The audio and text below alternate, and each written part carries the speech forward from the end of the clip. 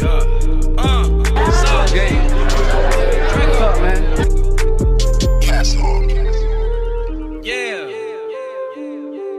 Soulja. Citrus game. I'm in the trap, whipping bricks, I got Javante on my socks. I'm in the club with 20,000, I just made it rain with guap. All the money on my wrist, I'm in the trap, I broke the pot. Yeah, I started at the bottom, but now I'm sitting at the DJ top. Ran some dollars.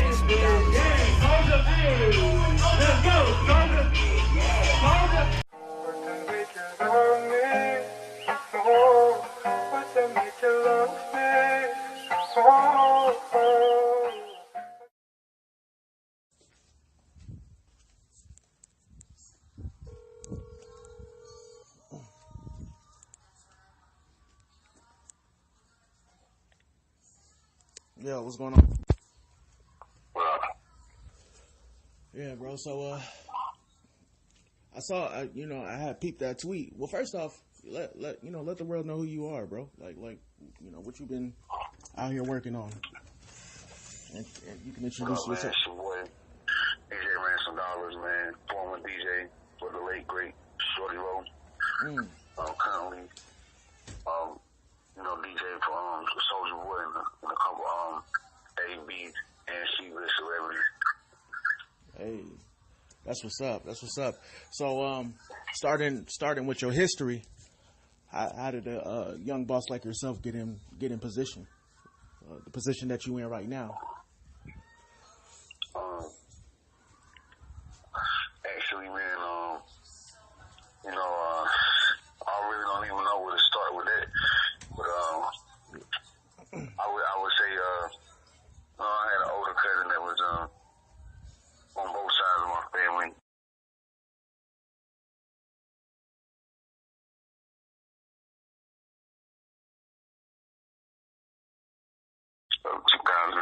Maybe 99, 2000, right when down south music started exploding. Yep. Yeah, I got into music, man. I wanted to be a rapper. Not even more of a rapper, just I know I had wanted to do something with music. And I wound up DJing, long story short. But I started out rapping, trying to make beats and just typical stuff, man.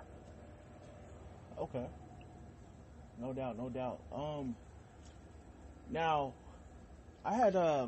I saw today you was you tweeted about you having to turn yourself in tomorrow, and I was like curious about that in terms of like like what's going on. Is it like an ongoing trial or whatever, so you can't like speak on it like that, or like? I mean, it's not even much so like a trial or anything of that nature, man. It's just I made a few choices, bad choices that I got to go clean up. Right. Yeah. Feel responsible, man. And long story short, man, running around, just being immature, man. I was up in Georgia, South Carolina, North Carolina, just ripping and running, catching little citations, tickets, or whatever the case may be. You bail out. You don't return to that state, And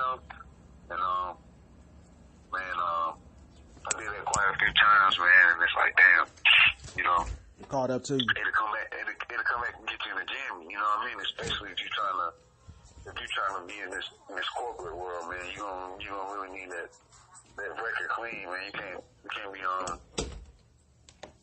running around, man. I'm a father of 2 kids, so just different things I needed to get done, man, was hindering me from doing it, and I figured I need to go ahead and nip it in the bud now before it gets to the point.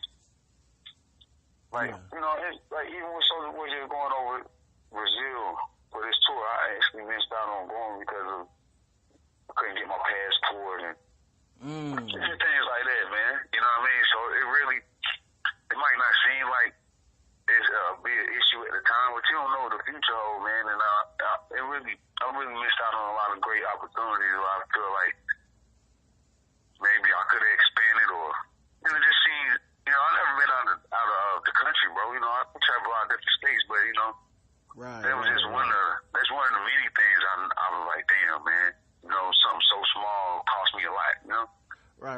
I'm glad you've been transparent, because I think a lot of, you know, young niggas need to hear that on the come up, you know, like, you know, think about your future. Don't just be stuck in the present. You know, that's real big of you to, you know, come on here and say that. Okay, well, on another note, what did hosting a major Soulja Boy project do for your career? Like, I assume it changed your life and increased, you know, your clout quite a bit. Like, how was that? I wouldn't necessarily say hosting his tape changed my career. Cause I did other tapes prior to that was just as big or if not bigger. Okay. But okay. What it did do for me was rekindle my fan base as far as from going from an urban category into, you know, your college dorm category, you know. Gotcha. After I did a tape with him, I went on a college tour. So, you know, I ain't gonna say I didn't have white fans. You know, I had my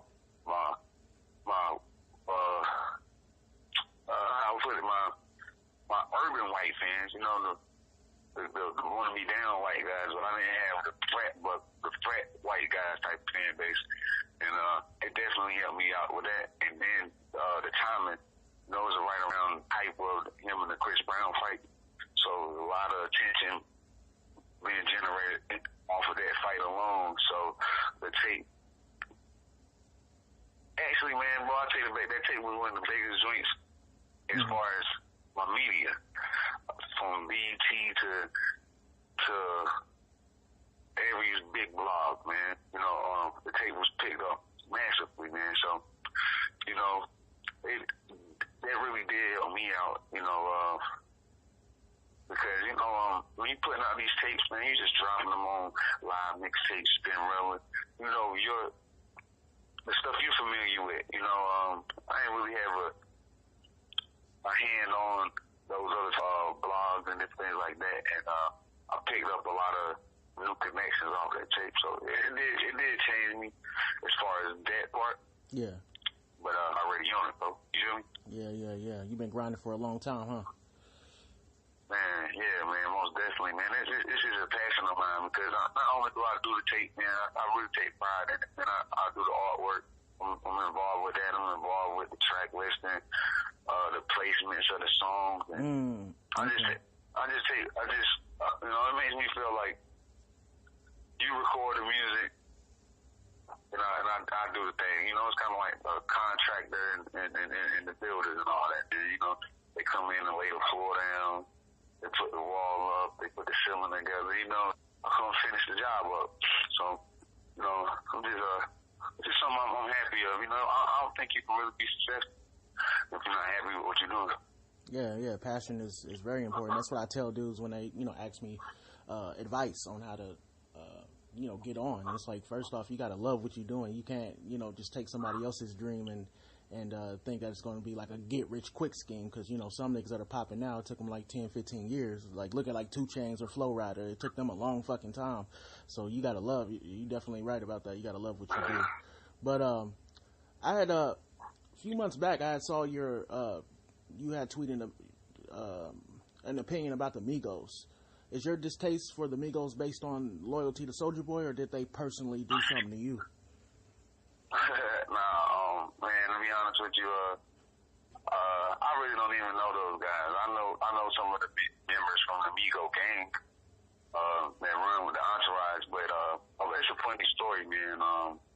This right around the time they were like the Polo Sport Boys. It was some other name they was going by at the time, and I was with Shorty Loden, and I just moved to Atlanta, and just did a deal with G-Unit. And so many different people reaching out to me, man. So when the Migos came up with the Bando song, I clicked on their page, and I was blocked. I'm like, man, it's kind of funny. I don't even know these guys, you know what I mean? Right. And I really never really pressed that issue, but in the back of my mind, I'm like, damn, they got to know me. You know what I'm saying? Like, for you to block me, you know? Right. And it's just my personal opinion. I feel like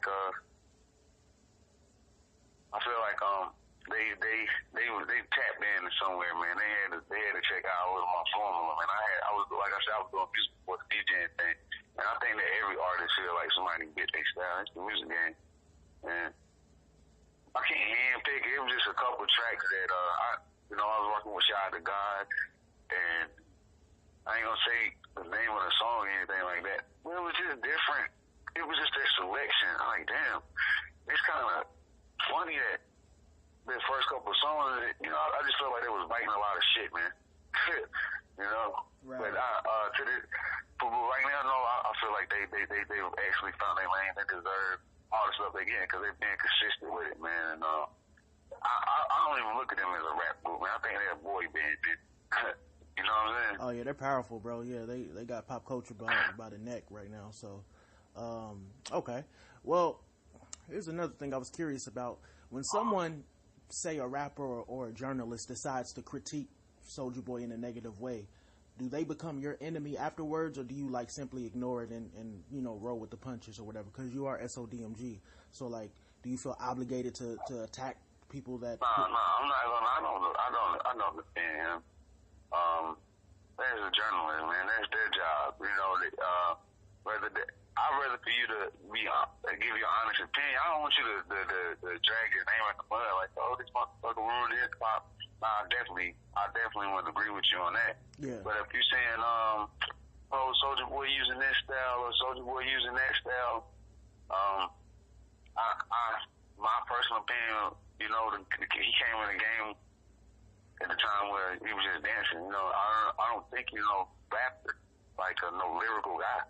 Right. He just was a kid making beats and dancing, and they turned into a fucking icon. You know what I mean? So, I don't think he's one of the best rappers. So for somebody who's looking for like a thigh outside of Soulja Boy,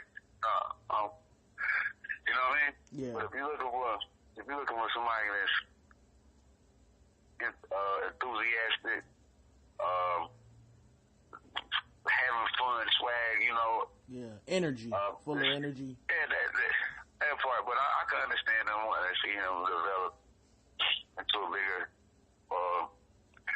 just expanding and trying to do different type of music. Doing serious music on topics, not just the raw weeds. I smoke weed and but yeah. Hey, man, everybody got a different calling, That's true. And the reason I asked that is because, like, when your label made Mingo, I'm pretty sure you know Mingo, he's on SODMG. I got a song coming out with him or whatever.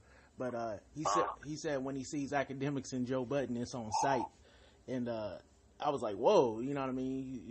He said, yeah, I'll slap Joe Budden, I'll slap DJ Academics. So I was like, I thought I would ask you. Come on, man. It's all entertainment, man. I feel like if you're gonna do it, why say it, man?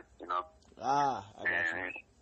Yeah, especially, man. If you're an artist yourself, man, you don't want to burn it bridges, especially with DJs. So I agree. I wouldn't take it out of content. Maybe just frustrated or showing his loyalty to Soulja. Just because you're on the same label at the same time, you want your shine and all that. But I don't really get caught up in that. Man, one thing I learned in this music business, man, it hurt me at first, but I'm glad it happened I'm glad it happened early, but man, when you get with these different labels, mm-hmm. and like you just said, label mate, and man, I'm my own boss, bro. I don't have no label mates. I'm Soulja's DJ, and that's about it. You know what I mean? I got a couple guys out of the entourage that I deal with. Like on the phone, we'll talk and chop it up. But man, so you look at it as more of like a partnership with like Soulja Boy, like not definitely, man. Yeah. Definitely. Why would I dare go from dealing with an icon to trying to sign under somebody? Somebody that man, come on, you get me, that. Yeah, I'm not saying I'm better. I ain't saying I'm better than anybody or nothing like that. But I learned my lesson as far as dealing with the bench. You know what I'm saying? Yeah, and there's nothing wrong with knowing your worth either. You know what I mean? Like, it is what it is. But so do you think, like, let's say, I'm considered a lyricist by like my fans. Soulja Boy's considered a hit maker, and you're a DJ of a certain caliber. Do you think we as artists, DJs, CEOs have a moral responsibility to promote like Black Lives Matter and educate our youth on our history outside of just slavery and MLK? Do you think we have a responsibility to be educators in a sense? What's funny, man, is we do to a sense play a big part in promoting it, but our music is just like with rap and hip hop. Yeah, it's like if you're black, when you make music, you just be put in one box. I think that it's time to expand our music things and give us different categories, because you know it's bigger than just rap or hip hop. You know what I mean? And a lot of people get overlooked, or a lot of stuff get swept up under the rug. Like, you know, you got a Nas who you know, never really had singles. He just had cold albums. Like J. Cole, his last album he came out with, the 24, one before he just dropped. He had no singles. He didn't go in the studio like, oh, this gonna be my new single. Just did great music, you know, timeless music. So it's just different categories, man. And as a lyricist, you need it.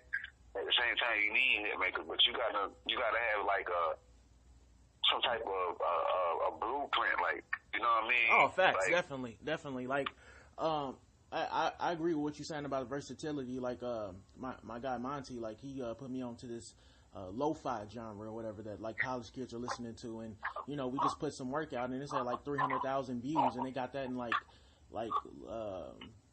in a real short period. You know, it was like two days ago it was at 300,000, now it's at 330,000, and that's a totally different genre than, you know, what you know I'm known for or whatever. So I definitely agree with you on versatility. In terms of like racism though, I'm going to take that turn.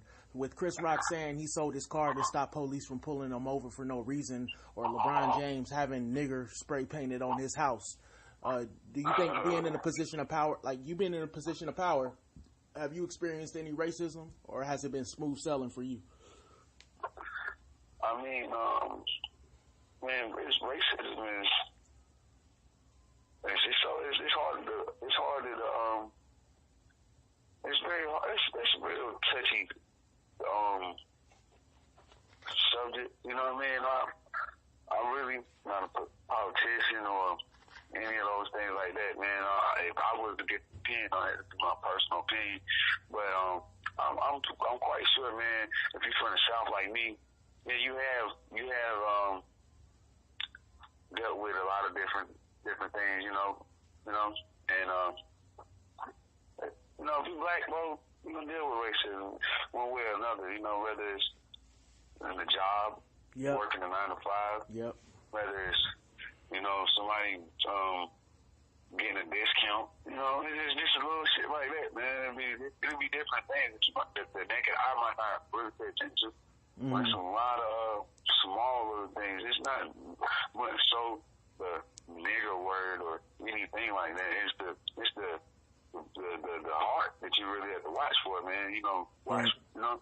So that's my opinion on that. All right. And that still exist, though. Oh, I agree. I know 100%, but you know, you got some people out here saying it don't exist, or that we're stuck in the past or whatever. So like know. Wayne or somebody, huh? hey, shout out Young Money. You know, Mac Main. You know, there's Young Money CEO. He held me down on some stuff, but yeah, I had to disagree with Wayne on the racism not existing. But I got all the respect in the world for them. But okay, so off the bullshit, let's talk about your music, your platform. Like, I remember you told me something about you having a modeling company. What's up with that? Well, it's called Dirty Birds Cartel. Okay. It was something I created, and I just wanted to have, I wanted to do everything that the labels was doing, because I seen the music game shifting, especially in the digital world, and I seen where the model was going. I seen that models, DJs, rappers, producers, everybody play a significant role in in this music thing, and I just wanted to have my own company where it's all in-house, you know. You need some house for the video? Well, I don't have to get online or have to do this and that, you know what I'm saying? And I just want to create a platform where everything is in the bag, you know. You ain't had to go out there running around searching for it. I'll try to put the best with the best, but I kind of put a lot of that stuff on hold for right now. And man, I'm 30, and man, I've been doing this since like 15 years, no days off, bro. And it's been it's time for me to sit back and grow. You know, because I used to think for the longest, man, dealing with so many different people, that's how you stay relevant in the game. But at the same time, sometimes, man, that's how you burn yourself out. Facts. I definitely. So, man, I'm not going to be dealing with a lot of people. After I come back home and shit, you're going to see a whole different beat. It's going to be I'm doing things so differently. You know, hopefully it goes like I see it. But, man, you'll see when I come home my mentality. Oh, definitely.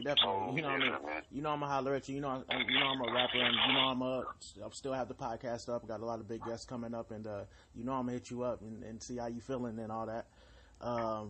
But I would say, I guess the last couple of questions would be based on some wisdom me and you could impart to up and coming artists. And I'm still up and coming, but you know, I've people ask me about how I reach certain milestones, like, oh, how did you do that song with J-Rock, or how did you do that song with Mac Main?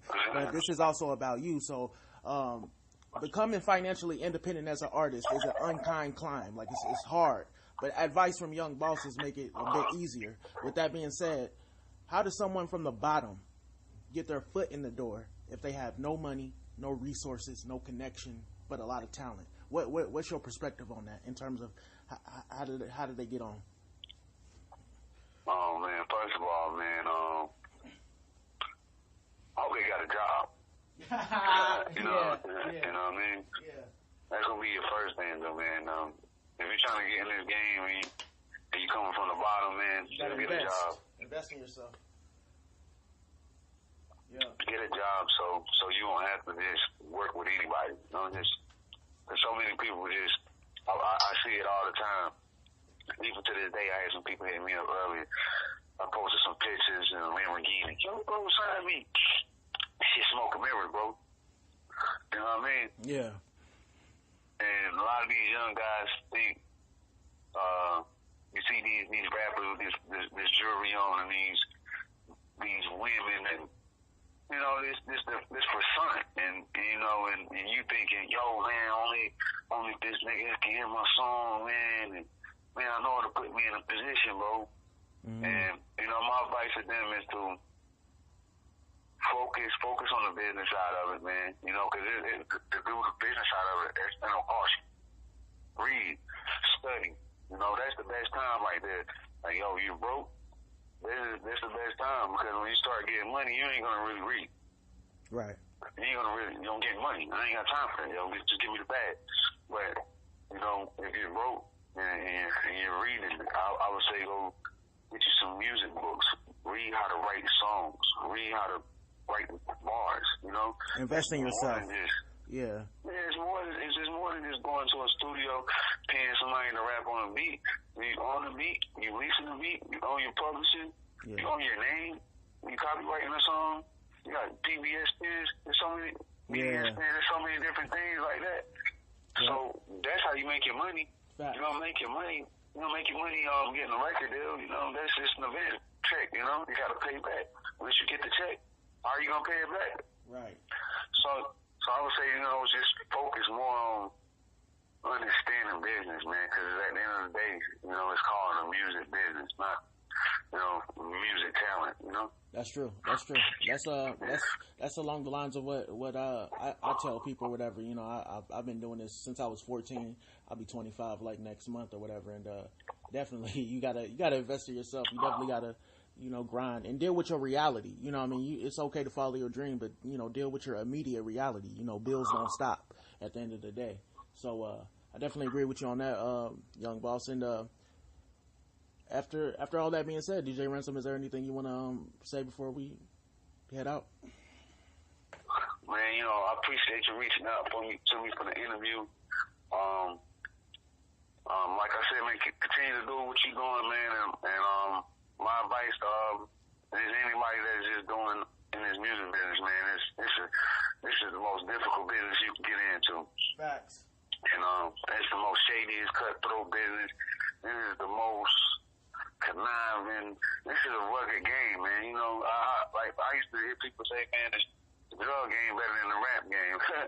And now that I look, now I see it for myself, man, they're totally right. Because this is a business at the end of the day. It's competition. So just don't get in this shit thinking because somebody on the phone with you and y'all share moments and thoughts, and that's your partner, man. At the end of the day, man, he competition too. So just stay sucker free, man.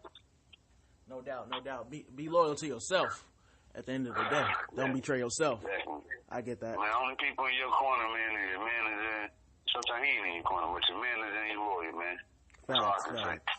Okay. Well, with that being said, DJ Ransom, I'm going to holler at you soon. We're going to link back up. All right, man. Peace. All right, bro.